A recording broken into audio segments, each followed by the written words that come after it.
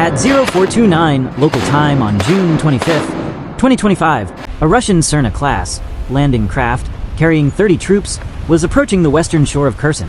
Completely oblivious, they'd been monitored for the past 27 minutes by a Turkish-made drone hovering at 18,000 feet.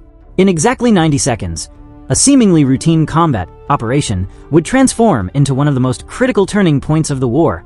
The Bayraktar TB2 had launched from a hidden position near Mykolaiv at 0215 when the Black Sea was nothing but darkness and Russian radar operators were struggling to stay awake.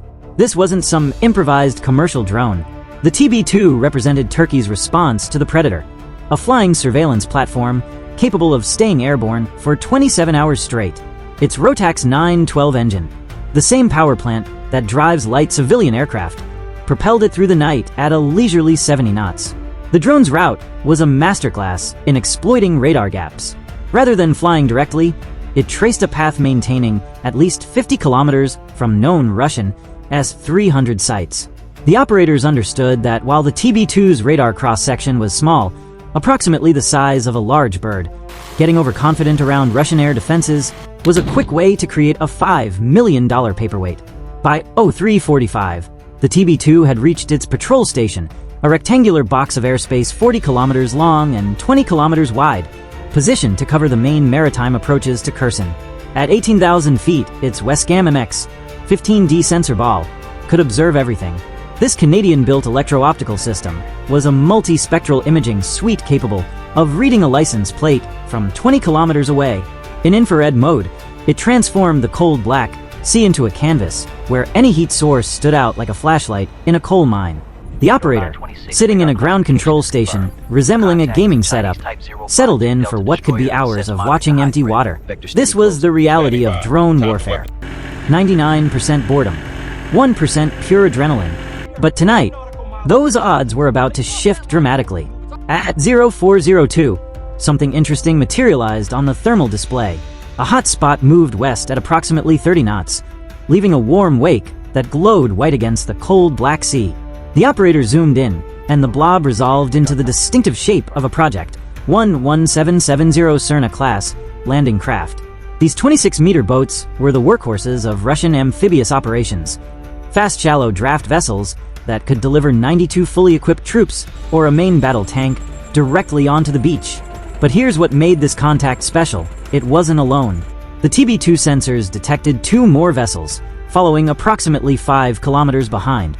A convoy meant this wasn't just a routine patrol or supply run. Through the thermal imager, the operator could see hot spots on deck, human heat signatures.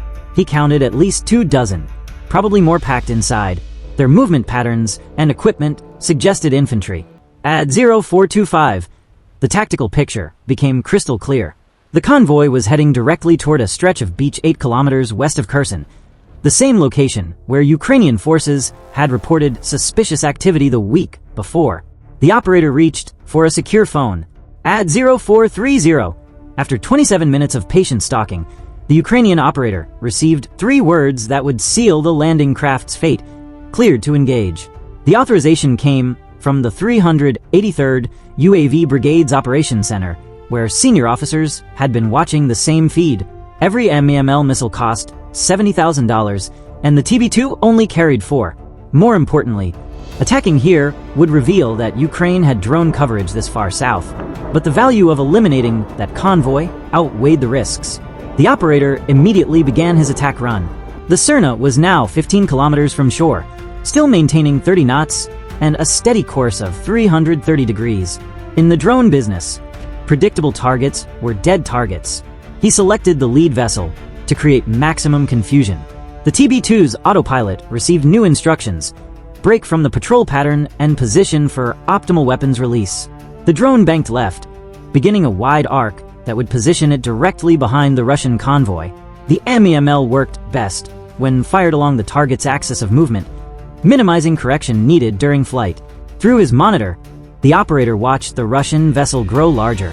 The Westcam's 15 times optical zoom brought him close enough to observe individual crew members on deck. Most were clustered near the stern, probably trying to stay out of the wind. Classic mistake. Bunching up just made the missile's job easier. The MAM-L An acronym in Turkish that translates to Smart Micro Munition, is a marvel of miniaturization. Weighing just 22 kilograms, it packed a 10-kilogram warhead that could punch through light armor or turn a boat superstructure into confetti. The missile used semi-active laser homing, meaning the TB2 would need to keep its laser designator on target throughout the flight. At 8 kilometers minimum range, that meant 43 seconds of steady flying. At 0445, something changed on the Russian boat. Through the thermal imager, the operator saw crew members moving to the bow, setting up what looked like a heavy machine gun mount. The operator wasn't going to wait to find out if they expected trouble. The operator made a final systems check. Laser designator operational. Missile status green. He designated the target, placing the crosshairs directly on the Serna's bridge. The laser rangefinder calculated distance, 12.7 kilometers, and closing. Still too far. The MAM-L could theoretically reach 14 kilometers from altitude, but accuracy degraded beyond 8. He'd wait. The minutes crawled by. 11 kilometers. 10. The Russian boat maintained its course, oblivious to the threat above. At 0457, range hit 8 kilometers. The engagement envelope was perfect, but something nagged at him. Those other two boats were changing course, one breaking north and one south, setting up a perimeter. This wasn't just a landing. It was the start of a major operation. At 0501, the TB2 operator squeezed the trigger, but instead of immediate weapon release, his screen flashed. Warning, laser malfunction, recalibrate. His heart rate spiked. The Serna was now 7 kilometers from shore and beginning to slow. Every second mattered. He cycled the designator off and on, the classic turn it off and back on again that worked on everything from smartphones to million-dollar military hardware. 5 seconds. 10. Finally, laser operational. He redesignated the target. Something bothered him about this landing craft's profile.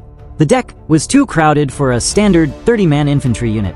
Those extra crates strapped to the sides weren't normal equipment. At 0502, the MAM-L dropped from the TB2's hardpoint. The missile's fins deployed immediately, and its semi-active seeker began searching for the laser energy reflecting off the target. Inside the weapon, a simple computer calculated.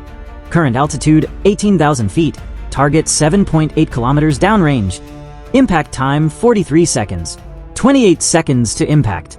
The Serna maintained course at 15 knots, completely unaware that a missile was falling from the sky at 250 meters per second. Through his screen, the operator could see Russian troops moving on deck, some smoking, others checking equipment. They had no idea these were their last moments. The TB2's laser held steady on the bridge structure. The drone's stabilized gimbal kept the beam locked on. The operator watched the range counter tick down. 5 kilometers 4-3. 15 seconds to impact.